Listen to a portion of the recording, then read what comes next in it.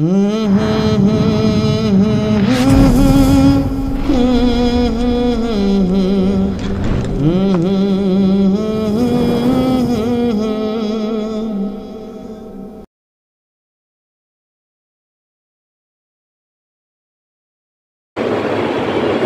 عليكم ورحمة الله وبركاته. وعليكم السلام نحمده ونستعينه ونستغفره ونؤمن به ونتوكل عليه ونعوذ بالله من شرور أنفسنا من يهد الله فلا مضل له ومن يضلله فلا هادي له ونشهد أن لا إله إلا الله وحده لا شريك له ونشهد أن محمدا عبده ورسوله وقد قال الله تعالى في الكلام المجيد والفرقان الحميد وما يضلل فلن تجد له وليا مرشدا وقال عليه الصلاة والسلام من أحب سنتي فقد أحبني ومن أحبني كان معي في الجنة أو كما قال عليه الصلاة والسلام. জনাব সাহেবে সাদর হযরত উলামায়ে কেরাম, সম্মানিত সুধী মণ্ডলী, আল্লাহর আশিক পাগল বান্দারা, আল্লাহ রাব্বুল আলামিন দয়া করে মায়া করে আমাদেরকে সাপ্তাহিক হালকায় জিকির সবগুজারি মাহফিলে বসার জন্য আসার জন্য তৌফিক দান করেছেন। কালিমাতু শুকর মুহাব্বতের সাথে সকলে বলি আলহামদুলিল্লাহ। আলহামদুলিল্লাহ। আল্লাহ শিখাই দিয়েছেন লা ইন শাকারতুম লাযিদান্নাকুম ওয়া লা ইন কাফারতুম মিন্না আযাবি লাশাদীদ। আমি আল্লাহ তোমাদের জন্য যে নিয়ামত দান করি এই নিয়ামতের শুকরিয়া জ্ঞাপন করো। নিয়ামতের শুকরিয়া জ্ঞাপন করলে কি হয়? আল্লাহ পাক বলেন যে আমি ওই নিয়ামতকে তোমাদের জন্য আরো বৃদ্ধি করে দিই। যেরকম সুবহানাল্লাহ। আল্লাহ পাক আমাদেরকে জান্নাতের বাগানে বসাইছেন। আপনারা বেজার না খুশি? মৃত্যু পর্যন্ত যেন জান্নাতের বাগানে বসে যেতে পারি তৌফিক আল্লাহ আমাদের সকলকে দান করেন, আমিন। আমি কোরআনে কারিমা থেকে ছোট্ট করে আয়াতে কারিমা তিলাওয়াত করেছি বরকতের দিয়ে দিই। সংক্ষিপ্ত আলোচনা করে আপনাদের কাছ থেকে দোয়া চেয়ে আমি বিদায়। আমি অভ্যস্ত ছিলাম না, জানাও ছিল না যে আপনাদের প্রোগ্রামটা অনেক লেটে হয়। সব জায়গায় শ্রোতারা আগে আসে, বক্তারা পরে আসে, আর আপনাদের আজকের বক্তারা আগে আসে, শ্রোতারা পরে আসে। ব্যবসা বাণিজ্য করে তো মানুষ দেখাতে দরকার নেই, যা পর্যন্ত কথা আমার বুঝে ব্যাখ্যা প্রয়োজন। এটা বাদ দিয়ে কথা বলতে অসুবিধা? হ্যাঁ, এটা বাদ দিয়ে কথা বলতে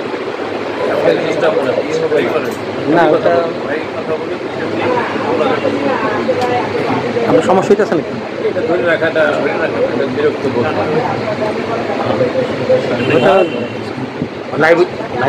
আচ্ছা, ঠিক আছে।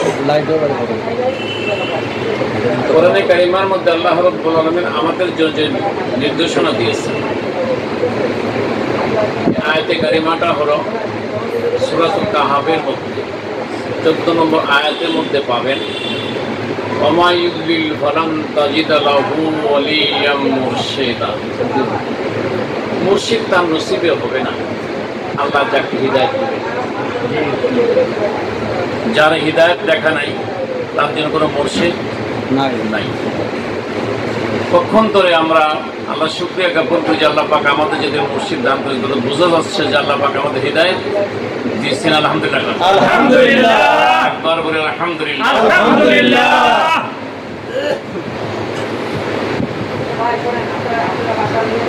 কোরআনে কারিমার একটা আয়াতে কারিমা, একটা হাদিস শরীফ গোটা বাংলাদেশ, সারা বিশ্বেতে উলামায়ে কেরাম আলোচনা করেন। আলোচনা করতে করতে শ্রোতারা মুখস্থ করে ফেলেছে, সাধারণ পাবলিকও মুখস্থ। আমি যেটা বলবো এই আয়াতটা অনেকেরই মুখস্থ আছে, পরিচিত আয়াত। অহরহ আলোচনা হয়, মসজিদের খতিব সাহেব আলোচনা করেন, ওয়াইজ জিন্দ আলোচনা করেন, তাফসীর মাহফিল আলোচনা হয়, বিভিন্ন জায়গাতেই আলোচনাটা চলে। এই হাদিসখানা গুরুত্বপূর্ণ সাথে বলা হয়। মানুষের মৃত্যুর পরে কবরে নামাই দেওয়ার পরে 3টা প্রশ্ন করা হবে। এই হাদিস কানা সকলের জানা আছে। কয়টা প্রশ্ন? 3টা প্রশ্ন। মা রব্বুকা, মা দীনুকা, মা নাবিয়ুকা। এই 3টা প্রশ্ন করেই যান। তখন বলবেন তাহলে আমি জানি, তখন আপনি বলবেন কেন? আপনারা জানেন, আমি একটু ছোট্ট আমার জ্ঞানের আলোকে আপনাদের সামনে একটা ব্যাখ্যা দিতে চাচ্ছি। নবীর ভালোবাসা ছাড়া আল্লাহকে পাওয়া সম্ভব না, যাবে না, সম্ভব না। আল্লাহ মাপও পাওয়া যাবে। কবরে যে 3টা প্রশ্ন করবেন, মা রব্বুকা, মা দীনুকা, মা নাবিয়ুকা, 3টা প্রশ্নে গুরুত্বপূর্ণ। তবে সবচেয়ে গুরুত্বপূর্ণ 3 নম্বর প্রশ্নটা। 3টা প্রশ্নই অত্যন্ত গুরুত্বপূর্ণ, তবে তার মধ্যে সবচেয়ে গুরুত্বপূর্ণটা হলো 3 নম্বর প্রশ্নটা। আমার নাবিয়ুকা, তোমার নবী চেনো কিনা? নবী বলতে পারো কিন্তু তাই বলো আগে। যে ব্যক্তি কবরে নবীকে বলতে পারবে না যে আমার নবী উনি, অথবা দেখানো হবে আমার হাজার আচরণ, ওই ব্যক্তিকে দেখো সোনার মদিনা রওজা দরজা খুলে দাও। এই কবর থেকে সোনার মদিনা পর্যন্ত রওজা দরজা খুলে দাও, দেখানো হবে। ফেরেশতা বলবে যে উনি কে বল। যারা দেখবে কিন্তু বলতে পারবে, চিনতে পারবে না, এর মতো হতভাগা আল্লাহর জগতে আর হতে পারে না, সর্বনাশ হয়ে গেল। এই যেগুলো নবীকে চেনার দরকার আছে কিনা? কিভাবে চিনতে হবে? এই যে নবীকে যে চিনবো, কিভাবে চিনবো? একটা উদাহরণ দেই আপনাদেরকে। ঢাকা সিটি, আজকের এই প্রোগ্রামটা হচ্ছে একটা গুরুত্বপূর্ণ, ঢাকা সিটির মধ্যে এটা গুরুত্বপূর্ণ একটা জায়গা। কমার্স সিটি আজ থেকে বহু বছর আগে, আপনারা অনেকে এখানে মনে ছিলেন না, তখন হয়তো এই ছিল দাদা রহমাতুল্লাহ আলাই, আল্লাহ খুব একটা মাহফিল হয়েছিল ওই যে মসজিদের ওই মাহফিল, এরশাদ সাহেবের সাইফুদ্দিন মানিক হলো এই সিটের তখন এমপি ছিলেন, সাবেক সংসদ সদস্য ছিলেন, উনি ছিলেন এই মাদ্রাস। ওই মাহফিলটা এই অধমী পরিচালনা এই ব্রিজের পাশে একটা মাজার আছে না? আছে। 35 সাল মাজারে 2বার মাহফিল করেছি, আলহামদুলিল্লাহ। তৃতীয়বার মাহফিলের সময় একটা মাদ্রাসা যেখানে বিধি স্থাপন করা হয় এবং মাদ্রাসাটা পরিচালনা হয়, এটা আমি গুণাগার ছিলাম। ওই মাহফিল অনেকদিন পরে আপনাদের কারণ বাজার ভাইদের সঙ্গে আমার সাক্ষাৎ। আপনারা যে প্রতি সপ্তাহে এখানে বসছেন, এটা আমার বিপরীতে ছিল। ঢাকাতে আসছে আমার নিজস্ব কাজে। গতকালকে আমাদের যে আশরাফ ভাই ডাক্তার, উনি মিডিয়া যোগাযোগ করে আর কি আমাকে জানালেন কি ঘটনা।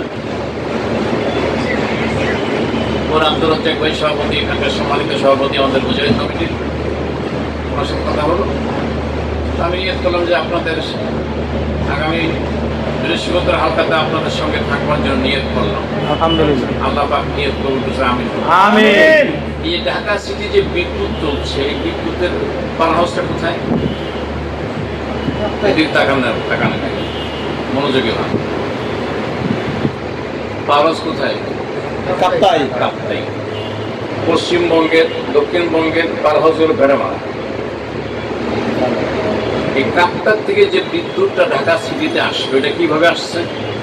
সেটা মাধ্যমে আসছে, তারে তারে জোড়া লাগিয়ে শেষ পর্যন্ত এসে আপনার ঘর পর্যন্ত পৌঁছে গেছে, বিদ্যুৎ সাপ্লাই দিচ্ছে। তাহলে মূলত পাওয়ার হাউসটা হলো কাপ্তাই। এই কাপ্তার থেকে যদি আপনি পাওয়ার হাউস থেকে যদি লাইন না আনতে পারতেন, তাহলে আপনার ঘরে বাতি জ্বলতো না। তরিকাত ইলমে শরিয়াত মারিফাত হকিকতের মূলত পারা হযরত সোনার মদিনা রওজা তাহার জরুর সুবহানাল্লাহ সুবহানাল্লাহ। পুরা দুনিয়া নিয়ন্ত্রিত হয় যেখান থেকে সোনার মদিনা থেকে। এই পাওয়ার হাউস থেকে যদি কারেন্ট না পাই, তাহলে তো আমি অন্ধকার, দুনিয়া তো অন্ধকার, কবরে যে আরো অন্ধকার। তাহলে কবরে আলোর প্রয়োজন আছে কিনা? আছে। তাহলে ওই পাওয়ার হাউসের সঙ্গে লাইন লাগাতে হবে কিনা? হবে। ওই পাওয়ার হাউসের সাথে লাইন না লাগালে পারা কবরে মা রব্বুকা ওয়া মা দীনুকা ওয়া মান নাবিয়ুকা, এই তিন প্রশ্নের উত্তর উত্তর দেওয়া সম্ভব হবে না। সম্ভব হবে না, আর না দিলে তো সর্বনাশ হয়েই গেল। আল্লাহ রাব্বুল আলামিন দয়া করে মায়ের আমাদের সকলকে তৌফিক দান করুন। আমিন। আমি উদাহরণস্বরূপ বলি, ট্রান্সমিটারের মাধ্যম দিয়ে, তারের মাধ্যম দিয়ে লাইন লাগাই আপনার ঘরে ওয়ারিং করেছেন, মিস্ত্রি আসছে, সব ফুলটুলের লাইনের সব ঠিক আছে, কিন্তু কানেকশন লাগান নাই। সারা সিটিতে বিদ্যুৎ জ্বললে আপনার ঘরে বিদ্যুৎ জ্বলবে না, কারণ কি আপনার ঘরে এখনো কানেকশনটা দেওয়া হয় দেওয়া হয়। তাহলে কানেকশন দেওয়া দরকার আছে। তরিকাতের লাইনে কানেকশনটা হলো বিদ্যুৎটা কিভাবে সে পারস থেকে আল্লাহ নবী সাল্লাল্লাহু আলাইহি ওয়াসাল্লামের তরিকাতের যে লাইনটা, এই লাইন ধরে আপনাকে আমাকে আমার আপনার শায়েখ ও মুর্শিদ আল্লামা ডক্টর মনজুর ইসলাম সিদ্দিকী সাহেব মুদ্দাসিরুল্লাহ আলী কিছুদিন আগে রমজান মাসে আপনার ইফতার মাহফিল হয়েছে, কারণ আমি দেখে দেখছি আলহামদুলিল্লাহ। আলহামদুলিল্লাহ। উনি খেলাফত প্রাপ্ত, জি উনি খেলাফত প্রাপ্ত, জি। এই খেলাফত প্রাপ্ত মানে হলো একটা টাওয়ার। আলহামদুলিল্লাহ, আলহামদুলিল্লাহ। মানে হলো একটা টাওয়ার। টাওয়ার। ওনাকে যিনি খেলাফত দিয়েছেন আল্লাহর কুতুব আজল ইসলাম সিদ্দিকী রাহমাতুল্লাহ, উনি একটা টাওয়ার। আলহামদুলিল্লাহ, উনি খেলাফত প্রাপ্ত, জি উনি খেলাফত প্রাপ্ত। ওনাকে যিনি খেলাফত দিয়েছেন সৈয়দ ইসহাক রাহমাতুল্লাহ, উনিও একটা টাওয়ার। আলহামদুলিল্লাহ, উনিও খেলাফত প্রাপ্ত। ওনাকে যিনি খেলাফত দিয়েছেন কারি ইব্রাহিম সাহেব রাহমাতুল্লাহ, উনিও খেলাফত প্রাপ্ত। জি লাইন ঠিক আছে? জি। কাটা তো নাই না, কাটা হলে তো লাইন পাইতাম না। জি। ওনাকে যিনি খেলাফত দিয়েছেন রশিদ আহমদ গঙ্গোহী রাহমাতুল্লাহ আলাইহি, উনি একটা টাওয়ার। আলহামদুলিল্লাহ। এটা কাপ্তায় টাওয়ারের কথা বলতেছি, এটা তরিকাতের টাওয়ারের কথা বলতেছি। সোনার মদিনার থেকে যে লাইনটা, এই লাইনের কথা আমি আপনাদের সামনে আলোচনা করতেছি। রশিদ আহমদ গঙ্গোহীকে যিনি খেলাফত দিয়েছেন তিনি হাজী ইমদাদুল্লাহ মুহাসির মক্কি রাহমাতুল্লাহ আলাইহি। সুবহানাল্লাহ। বাংলাদেশের তথা এশিয়া মহাদেশের সবচেয়ে বড় বুজুর্গ হলেন কারি হাজী ইমদাদুল্লাহ মুহাসির মক্কি রাহমাতুল্লাহ। হাজী সাহেব বলতে ওনাকেই বোঝানো। জি। এখানে অনেক হাজী এখানে বসা আছে, মূল হাজি হইল উনি, কিন্তু আপনি হাজী আর উনি হাজীর মধ্যে বেশ কম আছে। বাংলাদেশে কারির অভাব নাই, কিন্তু কারি সাহেব ইব্রাহিম সাহেব বলবেন একজন কারিকে বোঝানো হয়, কারি ইব্রাহিম সাহেব রাহমাতুল্লাহ নাকি বোঝানো হয়। আর হাজী সাহেব বললে হাজী ইমদাদুল্লাহ মুহাসির মক্কিকেই। হাজী তো হাজার হাজার লক্ষ লক্ষ হাজী বাংলাদেশে প্রতি বছর একটা করে 20,000 30,000 করে হজ করতেছে। সবাই হাজী না? জি, সবাই হাজী, উনিও হাজী। তবে উনি হাজী আর আমাদের হাজীর মধ্যে কিছু যাক পার্থক্যটা বলতে চাচ্ছি না। এবার হাজী ইমদাদুল্লাহ থেকে শুরু করে হযরতে হাসান বসরি রাদিয়াল্লাহু তাআলা পর্যন্ত, টাওয়ারের থেকে টাওয়ার ধরে হাসান বসরি পর্যন্ত গেছেন। আলহামদুলিল্লাহ। সালমান ফারসি রাদিয়াল্লাহু তাআলা পর্যন্ত। সালমান ফারসি রাদিয়াল্লাহু তাআলার মাথার উপরে হাত হযরত আলী রাদিয়াল্লাহু তাআলার হাত। আলহামদুলিল্লাহ। হযরত আলীর খেলাফত রাসূলের খেলাফত। আলহামদুলিল্লাহ। আলহামদুলিল্লাহ। আলী খেলাফত কার খেলাফত? স্বয়ং নবীজি সাল্লাল্লাহু আলাইহি। নবীজির খেলাফত যেখানে আসছে, তাহলে ডাইরেক্ট লাইন আছে, ওই লাইন ধরে এই লাইন ধরে উজানি হয়ে চরমনা হয়ে মানিকগঞ্জ হয়ে আমরা পর্যন্ত কি লাইনে আছি? আলহামদুলিল্লাহ। এই লাইন চ্যুত যারা হয়েছেন, কানেকশন যারা লাগান নাই, তারা কবরে যাইয়া এই 3 প্রশ্ন উত্তর দিতে পারবেন না। মেয়ে ভাই অনুরোধ করে বলে যাই, আপনি মুসাফির মানুষ, বছর মানুষ, নামাজ কাজ করলাম, আল্লাহ আমাদের কষ্ট করে দিচ্ছেন। অনুরোধ করে যাই, লাইনটা লাগান। সোনার মদিনার থেকে ওই পার হাউস থেকে লাইনটা যারা এখনো লাগান নাই, দেরি করেন না। দেরি করলেই আপনি অন্ধকারে থাকবেন। যত জলদি লাগাবেন তত জলদি আপনি আলো পাবেন, বিদ্যুৎ পাবেন, কারেন্ট পাবেন। আলহামদুলিল্লাহ। আল্লাহ রাব্বুল আলামিন সোনার মদিনার এই লাইনের সঙ্গে লাইনটা লাগাই যিনি কবরে যেতে পারে, এই তৌফিক আমাদের সকলকে আল্লাহ দান করুন। আমিন আমিন। পরিশেষে আপনাদের সামনে আরেকটা কথা বলি, আমি আলোচনার শেষের দিকে চলে যাব। সেটা হলো যে পৃথিবীতে অসংখ্য নবী ও রাসূল দুনিয়াতে আসছেন, আল্লাহ পাঠাইছেন। সমস্ত নবী ও রাসূল দাওয়াত ইয়া আইয়ুহাল কওম লা ইলাহা ইল্লাল্লাহ, জাতি ভিত্তিক দাওয়াত।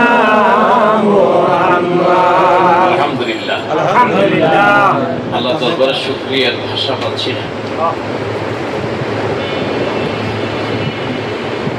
তবুও একবার বলে আলহামদুলিল্লাহ। আলহামদুলিল্লাহ। আপনাদের মতো সুন্দর মনের মানুষ, আশেক পাগলদের সঙ্গে আল্লাহ পাক একত্রিত করেছেন। কালিমাত শুকর, আরেকবার বলে আলহামদুলিল্লাহ। আমি যে কথা বলতেছিলাম, নবী ও রাসূলরা দাওয়াত দিয়েছেন, কওমের দাওয়াত, জাতির দাওয়াত, গোষ্ঠীর দাওয়াত, তারপর সর্বজনীন দাওয়াত কেউ দেন নাই। একমাত্র আমার আপনার নবী, আখিরি নবী মুহাম্মদ রাসূলুল্লাহ সাল্লাল্লাহু আলাইহি ওয়াসাল্লাম, ইয়া আইয়ুহান নাসু কুলু লা ইলাহা ইল্লাল্লাহু তুফলিহুন, গোটা বিশ্বকে দাওয়াত দিয়েছেন, জাতি ধর্ম বর্ণ বিশেষ সকলকে দাওয়াত দিয়েছেন। তোমরা পড়ো লা ইলাহা ইল্লাল্লাহ। উনি কোনো জাতিকে, উনি কোনো দোষকে, উনি কোনো গোষ্ঠীকে উল্লেখ করেন নাই, উনি সর্বশ্রেণীর মানুষকে দাওয়াত দিয়েছেন। দুঃখজনক হলেও সত্য যে এই যে সর্বজনীন দাওয়াতের কার্যক্রমটা এটা খোলাফায়ে রাশিদের জামানার পরে বন্ধ হয়ে গেছে, আর জারি নেই, আঞ্চলিক হয়ে গেছে, দলভিত্তিক হয়ে গেছে, গোষ্ঠীভিত্তিক হয়ে গেছে, কম ভিত্তিক হয়ে গেছে। আমি তরিকার কাদরিয়া তরিকার মানুষ, আমার খানকার কাদরিয়া দরবার শরীফ, আসো কাদরিয়া তরিকা আসো, আমার দরবার চিশতিয়া সাবরিয়া দরবার আসো, আমার দরবার আসো, আমার দরবার নকশবন্দিয়া দরবার, আমার দরবার আসো। সকলে একত্র ভাবে দাওয়াতের এই কার্যক্রমটা চলছে না, মাঝখান থেকে বন্ধ। প্রায় 1300-1350 বছর পর্যন্ত সর্বজনীন দাওয়াতের কার্যক্রমটা বন্ধ হয়ে গেছে। এই শতাব্দীতে এসে আমার আপনার প্রাণ প্রিয় শায়খ ও মুর্শিদ আল্লামা ডক্টর মনজুর ইসলাম সিদ্দিকী সাহেব, ওনার দাওয়াতটা হলো লা ইলাহা ইল্লাল্লাহ। তোমরা সর্বজনীন জোরে সুবহানাল্লাহ। প্রশ্ন লক্ষ্য করে দেখবেন লেখা আছে জাতি ধর্ম বর্ণ, লেখা আছে কিনা? জাতি ধর্ম বর্ণ নির্বিশেষে সকলের জন্য বিশ্বের পক্ষ থেকে, তালিম ইসলামের পক্ষ থেকে দাওয়াত। আলহামদুলিল্লাহ। এই দাওয়াতের কার্যক্রমটা আমার বাংলাদেশের প্রথম উনি উদ্বোধন করেছেন। আলহামদুলিল্লাহ। ওনাকে দেখা দেখি অনেকেই করতে চেষ্টা করতেছেন, মাশাআল্লাহ, খারাপ না, ভালো লোক। প্রথম ভূমিকাটা পালন করেছে মানিকগঞ্জের শাইখ আলহামদুলিল্লাহ। আর শাইখ, সেই শাইখের হাতে আমি আপনি বায়াত। আলহামদুলিল্লাহ। গোটা দুনিয়ার সকল মানুষকে করে মারসা করে আমার জন্য উনি তালিম ইসলাম প্রতিষ্ঠা করেছে। সুবহানাল্লাহ। এই তালিম ইসলামের একটা শাখা হলো কারওয়ান বাজার। আলহামদুলিল্লাহ। সারা বাংলাদেশে হাজার হাজার লক্ষ লক্ষ আমাদের কমিটি আছে। এক একটা জেলাতে 60, 65, 70, কোন জেলাতে 100 পর্যন্ত কমিটি আছে। আলহামদুলিল্লাহ। আঞ্চলিক কমিটি, উপ কমিটি। তার মধ্যে ঢাকাতে কারওয়ান বাজারে একটা আঞ্চলিক কমিটি। আলহামদুলিল্লাহ। কেন্দ্রীয় কমিটি না, কেন্দ্র, মূল কেন্দ্রটা হলো, সেন্টার হলো মানিকগঞ্জ দরবার শরীফ। সুবহানাল্লাহ। পাবনাতে একটা খানকা আছে, ওটা আঞ্চলিক। আলহামদুলিল্লাহ। এই সমস্ত বাংলাদেশের যত খানকা এবং হালকা আছে তার মূল শাইখ হলেন রাহাবা হোসেন, আমার আপনার শাইখ। আলহামদুলিল্লাহ। ডক্টর মনজুর ইসলাম সিদ্দিকী। আলহামদুলিল্লাহ। ওনার হাতে আমরা বায়াত হয়ে কি নিজেদেরকে ধন্য মনে করি কিনা? আমি তো করি। যদি আপনাদের হাতে আল্লাহু আকবার, আল্লাহ পাক দয়া করে ওনার মতো মানুষের হাতে হাত দিয়ে, এই জামানায় ওনার মতো মানুষের হাতে হাত দিয়ে যে বায়াত হতে পেরেছি, এই জন্য শুকরিয়া। আলহামদুলিল্লাহ।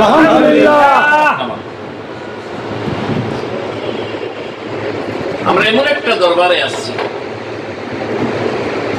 শিরক মুক্ত একটা দরবার। আলহামদুলিল্লাহ। বেদাত মুক্ত একটি দরবার। আলহামদুলিল্লাহ। শিরকের এবং বেদাতের কোন নাম চিহ্ন মানিকগঞ্জ দরবার সাথে নাই।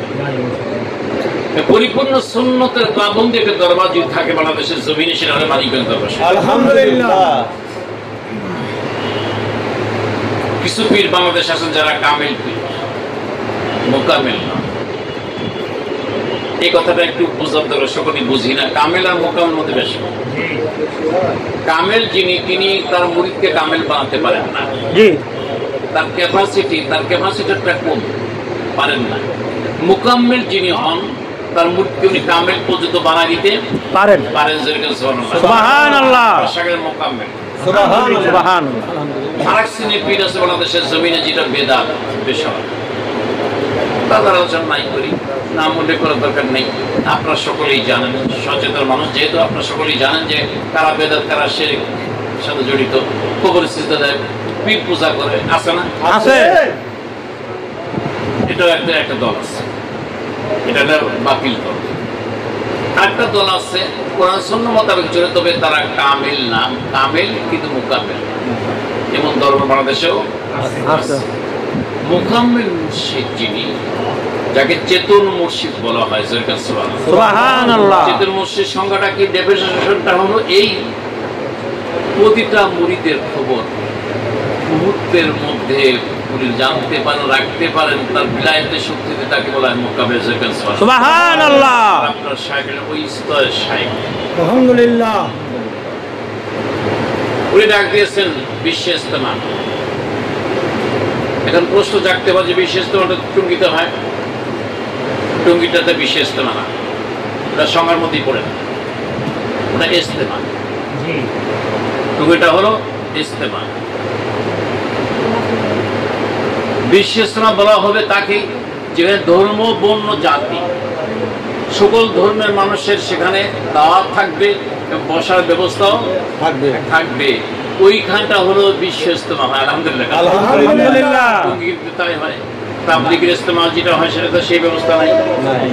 কিছু মুসল্লিরা, কিছু তাবলীগ করার মুসল্লিরা এক জায়গায় বসে 3 দিন ব্যাপী মাহফিল করে মুনাজাতের বাড়ি চলে যায়, ওটা বিশ্ব ইজতেমা। ওটা কি বুঝতে পারছি? ওটা ইজতেমা, ওটা বিশ্ব ইজতেমা না। বিশেষ থেকে লাখের লোক আসে, বিশেষ থেকে লোক যারা আসে সবাই তো একই পন্থীর লোক, ভিন্ন জাতি গোষ্ঠীর লোক তো সেখানে আসে না, কথা ঠিক কিনা? বাংলাদেশ তথা বিশ্বের থেকে যত দেশের লোক সবাই তো একই মতলম্বী লোক আসে, ওখানে তো বিশেষ তোমার আলোচনা হয় না। বিশেষ আলোচনা যদি সত্যতার মানে দরবার যাওয়া লাগবে বিশেষ তোমার। আলহামদুলিল্লাহ। শাইখ আলোচনা শুনতে হবে বিশেষ তোমার কাকে বলা হয়, এটা ব্যাখ্যাটা কি, আর এটার সংজ্ঞাটা কি জানতে হলে মানে দরবার শরীফের আমরা শাইখের লিখিত একটা ছোট্ট চটিক কিতাব আছে বিশেষ তোমার কি, এবং এটা ছোট্ট কথার মধ্যে উনি অনেক কথা উল্লেখ করে দিচ্ছেন। বিশেষ তোমার সংজ্ঞা উনি উল্লেখ করেছেন। আমার ভাইরা, বন্ধুরা, আমরা ওই অলির দরবারে আমরা আছি, যে দরবার যিনি মোকাম্মেল মুর্শিদ, এই যে মোকাম্মেল মুর্শিদ দরবার থেকে বাকি জীবনটা যেন এই দরবারে সিলসিলার মুক্ত ছায়াতলে আল্লাহ পাক যিনি আমাদের সকলকে দয়া করে রাখেন, আমিন। ওমর রাদিয়াল্লাহু তাআলা একটা দোয়া করতেন খেলাফতের পরেও, উনি যখন খলিফাতুল মুসলিমিনের দায়িত্ব যখন পালন করেন, হযরত হাফসা রাদিয়াল্লাহু তাআলা বলছেন যে আব্বাজি আপনি একটু কান্নাকাটি করেন, এই দোয়াটা করেন, নিয়মিত করেন, কারণ এই দোয়ার অর্থটা তো বুঝি না। কি দোয়া করেন? রব্বানা লা তুযিগ কুলুবানা বা'দা ইয হাদাইতানা ওয়া হাব লানা মিন লাদুনকা রাহমাতান ইন্নাকা আনতাল ওয়াহ্হাব। এত দোয়া করতেন আর আপনি চোখের পানি ফেলতেন, হে আল্লাহ তুমি আমাকে দয়া করে, গুমরাহ ছিলাম, পথভ্রষ্ট ছিলাম, তুই দয়া করে আমাকে পথের দিশা দেখাইছো, আবার যেন আমি এই পথ ঘুরে যেন আবার ভুলের পথে না চলে যাই, আল্লাহ তুমি দয়া করে আমাকে ওই পথে আর নিও না। আমি আপনি সকলেই ছিলাম ভিন্ন পথের মানুষ, প্রতীক। আল্লাহ পাক দয়া করে মায়া করে এই যে মোকাবেল মুর্শিদ দান করেছেন, এই দোয়া করে আল্লাহ আমার শাইখের হায়াত বাড়ান, আমাদের হায়াতও বাড়াই দেন, বিশেষ তোমাকে কবুল এবং মঞ্জুর করে না, আমিন। এবং বাকি জীবনটা যেন এই তরিকতের ছায়াতলে কাটাতে পারি, এই তরিকতের সঙ্গে থাকতে পারি।